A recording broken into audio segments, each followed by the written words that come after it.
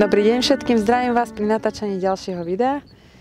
Jar sa nám už otvorila a v tomto čase je veľmi dôležité prejsť si porasty pšeníc a naplánovať si regulačný zásah. Vzhľadom na priebeh počasia veľa pšeníc je momentálne vo fáze odnožovania. Pri pestovaní obilnín je regulácia dôležitým prvkom v technológii.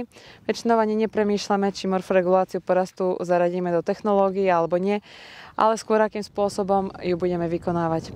Veľmi dôležité je venovať sa hlavne opozdeným pšeniciam, ktoré treba podporiť v odnožovaní, aby sme dosiahli optimálny počet stebiel pre požadovanú úrodu. Dnes si spoločne prejdeme porasty pšeníc s rôznou kondíciou a teda aj v rôznych vývojových štádiách. Momentálne sa nachádzame v prvej lokalite. Táto pšenica je, ako môžete vidieť, vo fáze odnožovania. Bola siata 13. októbra po kukurici a jedná sa o odrodu Proteus. Nakoľko, ako môžete vidieť, tento poraz je dosť nevyrovnaný, mojím odporúčaním je delená dávka reguláto s účinnou látkou mepikvat chlorid. Presunuli sme sa na druhú lokalitu, kde sa nachádza pšenica ozimná od roda Genius. Sejba tu bola vykonaná 1. októbra po slnečnici. Tento porast je už na pohľad, ako môžete vidieť, vývojovo ďalej. Tu už bol aj aplikovaný chlormekvat chlorid. Teraz sa momentálne pšenica nachádza vo fáze BVCH 31. Teda kolienko je 1 cm od odnožovacieho uzla.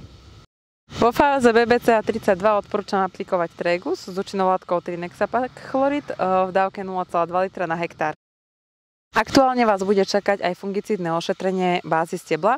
Mojím odporúčaním je aplikovať dvojzložkový fungicid Gavial s účinnými látkami protiokonazol a azoxystrobin v litrovej dávke. Jeho výhodou je, že účinkuje na široké spektrum chorôb.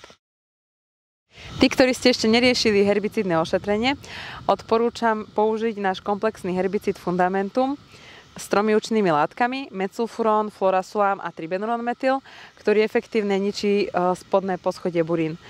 Toto ošetrenie je efektívne a zároveň aj ekonomické.